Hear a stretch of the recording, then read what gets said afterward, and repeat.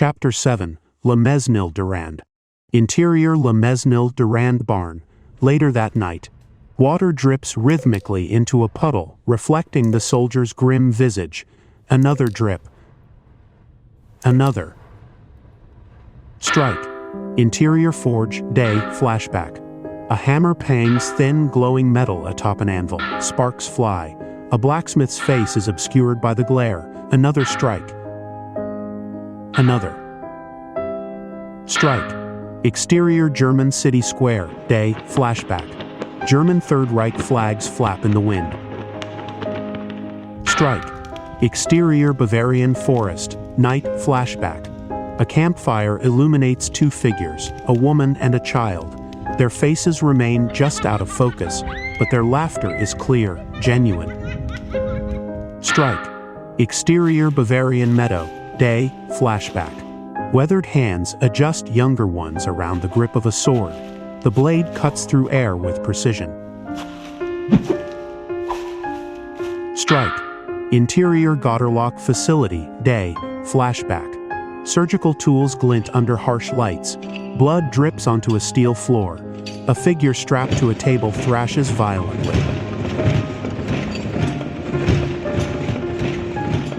Strike. Exterior San Pietro Infine, night, flashback.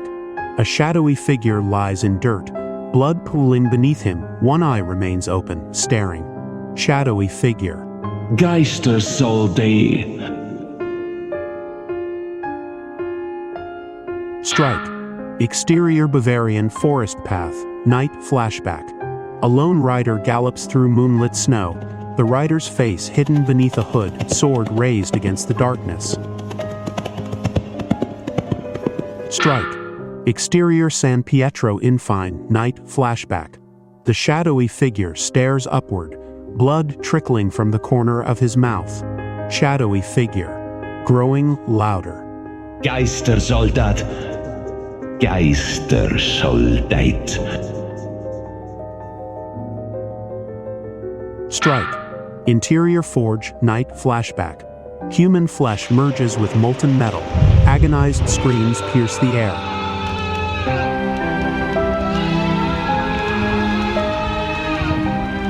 Strike. Exterior San Pietro Infine, night, flashback. Shadowy figure, screaming. Geistersoldat.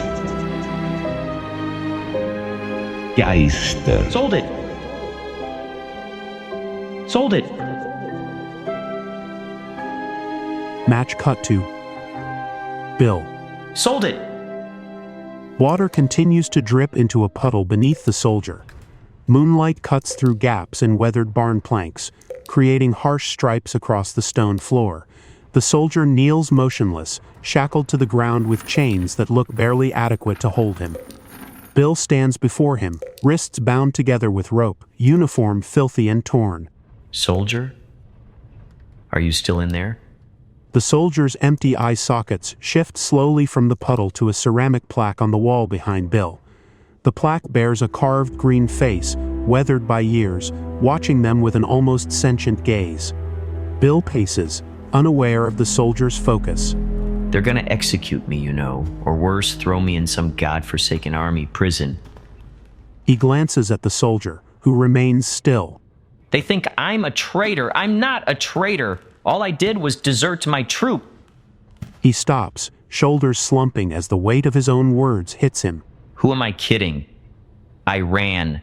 The second shots started firing on that beach. I ran and hid. Then those trolls found me.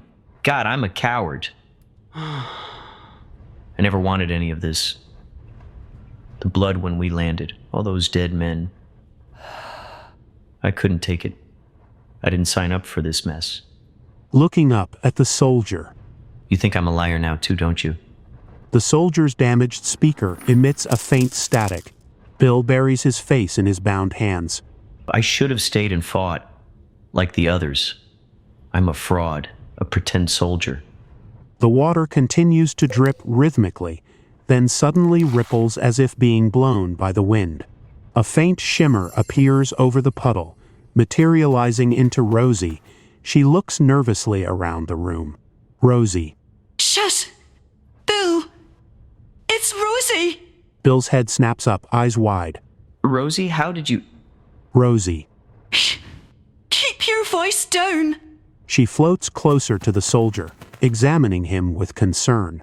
Is he all right? Bill, shrugging. I don't know. He's been like this since they chained him up. Can you help us? Rosie. I believe so. Oh dear, those are awfully big logs. Don't worry, lads. I'm still working on a plan. Bill. We don't have much time. Guards could be back at any moment. Rosie materializes Bill's rifle and the soldier's pistol in her hands. Rosie. Well, I did manage to find you weapons, dearies. Bill. Not much use with these ropes and chains on. He freezes, hearing footsteps. Wait, someone is coming!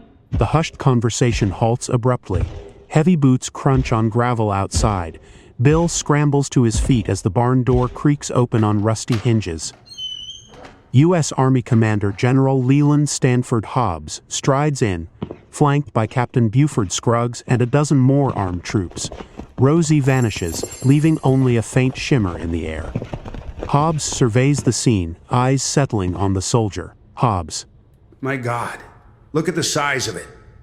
He approaches cautiously, circling the soldier with calculated interest, maintaining a safe distance. Gentlemen, what we have here is more valuable than you can imagine. An Eisenfalken Model 1-3 is what they call it. Hobbs extends his hand toward the soldier's armor, but stops short of actually touching him. The Krauts didn't have these ready in time for our victory on the coast, but the 197th tells me they were shooting these skull-headed bastards out of the sky all night long over Saint-Lô. He taps on the soldier's chest plate. Inside one of these hunks of metal is an energy reactor so powerful it could change the course of the war, and we got ourselves a live one. To Scruggs. Nice work, Captain Scruggs. Mission accomplished. Scruggs. Now, my pleasure, sir. Hobbs. The eggheads back home are working on something called the Manhattan Project, and they say one of these reactors is the missing ingredient. What they are building back there, I sure as hell don't know, and after seeing this thing up close, I'm not sure I want to know. But I have orders from the top to deliver this monster, alive and well, to those scientists back in the States. Hobbs straightens his uniform and addresses the room with authority. I want this Nazi machine loaded onto a truck for transport immediately. There's a ship waiting at Omaha Beach to take it stateside. Several troops move forward, unlocking the soldier's floor shackles. They grab his massive arms, straining to lift him to his feet. Despite their efforts, the soldier remains immovable, as if welded to the ground. The men grunt and heave, muscles straining against his impossible weight. Frustration darkens Hobbs' face. He looks to Scruggs with a sharp nod. Scruggs. Saluting. A moment, sir. Scruggs exits the barn. In the tense silence, the troops continue their futile efforts to move the soldier. The door slams open. Scruggs returns, dragging a terrified Salome by her arm. Her eyes are red from crying, clothes dirty and torn. Now, big feller. He pulls a knife from his belt and presses it against Salome's throat. Stand your ass up and move, or this here little girl bleeds all over the barn. The soldier's body tenses visibly. A low, electronic growl emanates from his damaged vocal system, building into a mechanical whine. The sound from the soldier's speaker intensifies, sparks flying from the crack in his helmet. In one fluid motion, he surges upward, chains snapping like twine. Metal links scatter across the barn floor as he lunges toward Scruggs. Simultaneously, Rosie materializes from the ether, wings beating frantically. She produces a large, hairy, glowing seed. Rosie. I've been saving this seed for a special occasion. She tosses the seed directly at Salome's teddy bear, Noners. On contact, the stuffed toy expands rapidly, fur bristling, seams bursting. In seconds, it transforms into a colossal, very real, very angry bear. Noners roars, swiping enormous paws at Scruggs, who drops Salome as he stumbles backward. Rosie scatters 3 small tokens across the wooden floor. They clatter and spin, instantly growing into Grendel, Thorn, and Balthazar. Thorn, brandishing his spear. To arms! The game party engages in an interactive battle. Chaos erupts. American soldiers raise their weapons in shock as impossible creatures materialize before their eyes. Buford Scruggs grabs Commander General Hobbs by the arm, yanking him toward the door. Scruggs. Sir, we need to evacuate. Now! Hobbs, resisting. The hell we do? That's government property. Scruggs pulls harder, practically dragging the commander. Scruggs. With all due respect, sir, this here barn is about to become a slaughterhouse. And your country needs you alive. Hobbs looks back at the soldier, who hums with fury as the rest of the party surrounds him.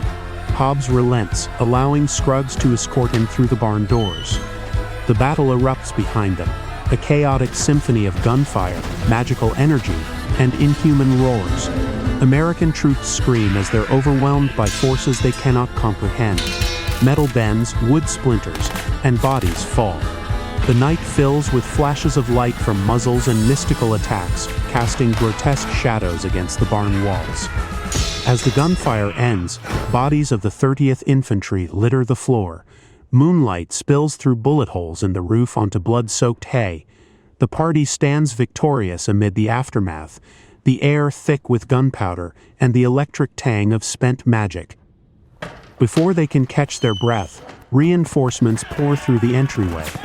Thorn signals to a jagged hole in the back wall, and the group escapes into the darkness.